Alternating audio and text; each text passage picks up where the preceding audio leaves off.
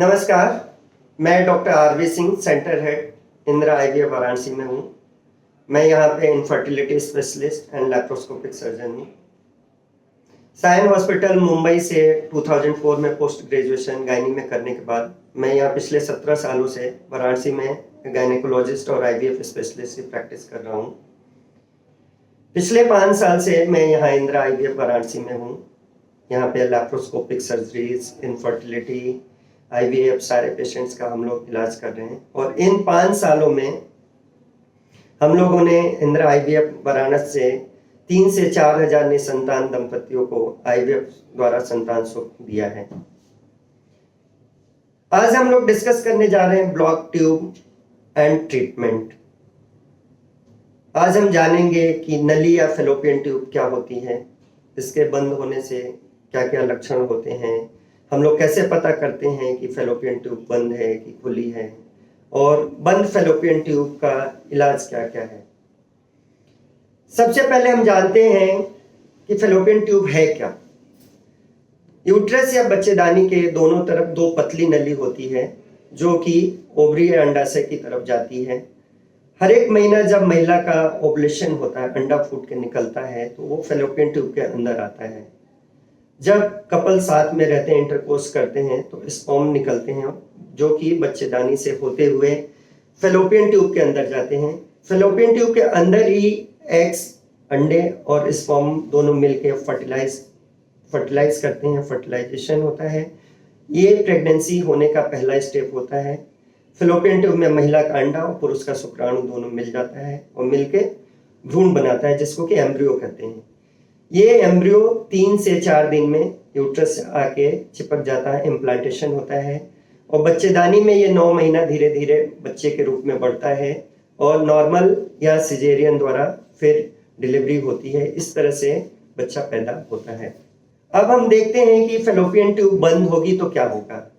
जैसा सिंपल शब्दों में हमने देखा कि फर्टिलाइजेशन जो प्रेगनेंसी का फर्स्ट स्टेप है वो फेलोपियन ट्यूब में ही हो रहा है। तो यदि फेलोपियन ट्यूब बंद होगी तो क्या होगा, एग्स, महिला का एग्स और पुरुष का स्पर्म दोनों मिल नहीं पाएंगे और फर्टिलाइजेशन नहीं हो पाएगा। तो ऐसे कपल में इनफर्टिलिटी या निसंतानता की प्रॉब्लम होती है जिनके की फेलोपियन ट्यूब बंद होती है। अब हम देखते हैं कि लक्षण क्या होता है। फेलोपियन ट्यूब बंद होने का जनरली कोई ऐसे लक्षण नहीं होता है। पहली बार जब ही पता चलता है जबकि कपल आते हैं हमारे पास जांच कराने आते हैं कि भाई हमको बच्चा नहीं हो रहा, तो हम लोग रूटीन जांच में देखते हैं, तब हमको पता चलता है कि फेलोपियन ट्यूब बंद है। जो फेलोपियन जांच का कॉमन टेस्ट है, सबसे ज्यादा जो पहला टेस्ट है कॉमन प्रैक्टिस में हम लोग करते हैं, सारे गायनेकोलॉजिस्ट करते हैं, वो HSG, हिस्ट्रोसाल्पिंगोग्राफी। इसमें हम क्या माहवारी के 7वें से 10वें दिन के बीच में बच्चेदानी का एक्सरे निकालते हैं। डाई डाल के बच्चेदानी के अंदर हम देखते हैं कि फेलोपियन ट्यूब खुली है कि नहीं। इससे केवल हमको ये पता चलता है मोटा मोटा कि फेलोपियन ट्यूब खुली है कि नहीं, बंद है, लेकिन फंक्शन के बारे में पता नहीं चलता है। ये चीज मैं बताना चाहूंगा कि फेलोपियन ट्यूब खुले होने से मतलब नहीं होता है। फेलोपियन ट्यूब फंक्शनिंग है कि नहीं, ये ज्यादा इंपॉर्टेंट टेस्ट होता है। इसके अलावा जो टेस्ट हम लोग करते हैं सोनोसाल्पिंगोग्राफी, SSG जिसको बोलते हैं, और एक टेस्ट है लैप्रोस्कोपी। ये फेलोपियन ट्यूब जांच के लिए गोल्ड स्टैंडर्ड टेस्ट है। इसमें हम दूरबीन द्वारा देखते हैं कि फेलोपियन ट्यूब खुली है कि बंद है तो उसका कॉज क्या है, किस कारण से बंद है, इस टेस्ट द्वारा हम पता कर सकते हैं। और इस टेस्ट के दौरान ही यदि फेलोपियन ट्यूब में कोई प्रॉब्लम हो, एडिशन हो, ट्यूब चिपकी हो, तो हम खोलने की भी सर्जरी कर सकते हैं। ये अभी मैंने बताया कि बंद फेलोपियन ट्यूब के लिए क्या क्या हम टेस्ट करते हैं। अब देखते हैं कि बंद फेलोपियन ट्यूब का ट्रीटमेंट क्या है। तो ट्रीटमेंट डिपेंड करता है कि किस कारण से फेलोपियन ट्यूब बंद है, उसके हिसाब से ट्रीटमेंट उसका डिसाइड होता है। तो फेलोपियन ट्यूब का कारण हम जानते हैं, बंद फेलोपियन ट्यूब का।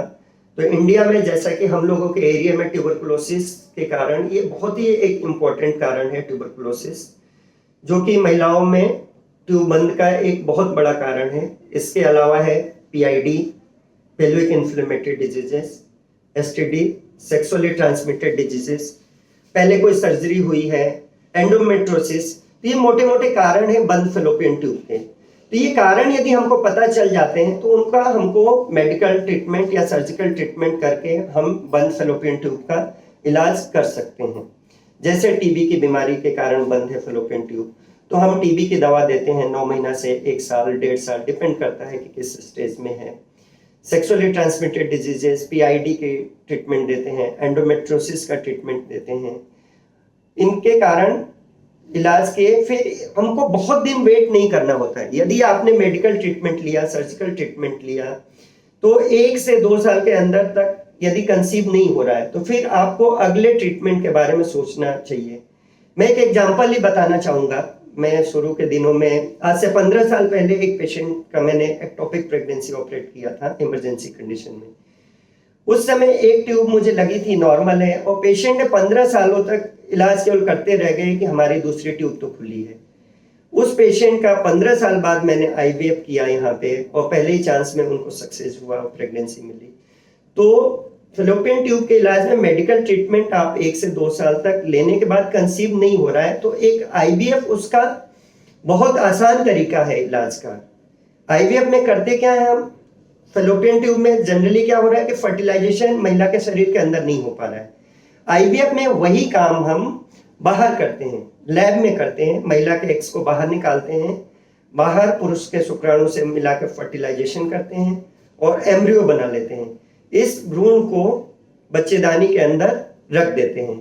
मतलब सिंपल शब्दों में जो चीज महिला के शरीर के अंदर नहीं हो रही है वो हम बाहर कर रहे हैं। ट्यूब का काम हम बाहर कर रहे हैं, ट्यूब को बाईपास कर दे रहे हैं।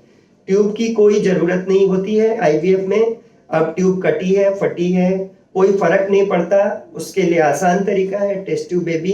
बट फिर मैं एक कहना चाहूंगा कि यदि आपकी ट्यूब ब्लॉक है तो समय रहते आईवीएफ के लिए जाए, क्योंकि हमारे पास पेशेंट आते हैं जिनको 10 साल से पता है कि हमारी ट्यूब ब्लॉक है, वो एक डॉक्टर छोड़ के दूसरे डॉक्टर से इलाज करवाते रहते हैं।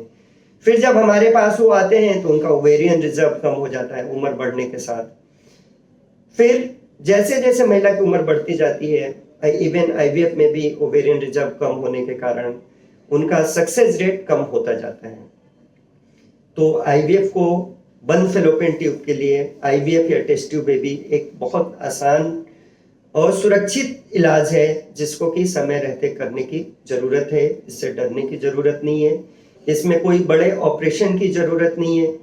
कुछ पेशेंट हमारे पास आते हैं जैसे कि जिनका नसबंदी हुआ है, जिनके ट्यूब 2 बच्चे होने के बाद नसबंदी हो गई, उन्होंने ट्यूब बंद हो गई है, उनको फिर से बच्चा चाहिए, कोई अनहोनी हो गई फिर से बच्चा चाहिए, तो वो सोचते हैं कि हम ट्यूब खोलने का ऑपरेशन कर लें। तो ये भी एक ट्यूबल रिकैनालाइजेशन भी ट्रीटमेंट होता है, ट्यूब ब्लॉक का एक ट्रीटमेंट है। हमने ही अपने प्रैक्टिस में बहुत सारे पेशेंट्स का ट्यूबल रिकैनालाइजेशन किया, बट सक्सेस 10 से 15% हमको नहीं मिला। आईवीएफ में हम देखते हैं उन्हीं पेशेंट का फिर बाद में हमने आईवीएफ किया तो यहाँ पे हमारे यहाँ 70% सक्सेस रेट है। तो यदि आपका ट्यूब रिकैनालाइजेशन से बेटर ऑप्शन है कि आप ट्यूबल पैथोलॉजी है आपको या ट्यूबेक्टमी हुई है, नसबंदी हुई है, तो आप आईवीएफ द्वारा आसानी से संतान सुख प्राप्त कर सकते हैं। तो आज हम लोगों ने डिस्कस कर लिया क्या कारण होते हैं नली बंद का, कैसे हम जांच करते हैं, क्या क्या इलाज है, और आईवीएफ का टेस्ट ट्यूब ब्लॉक में क्या रोल है। तो आज मैं कंक्लूड करना चाहूँगा कि आपकी ट्यूब ब्लॉक है तो आप 1-2 साल तक अपना मेडिकल ट्रीटमेंट करिए, और समय रहते ही जो सबसे अच्छा रिजल्ट है टेस्ट ट्यूब बेबी, उससे आप संतान सुख प्राप्त कर सकते हैं। Thank you.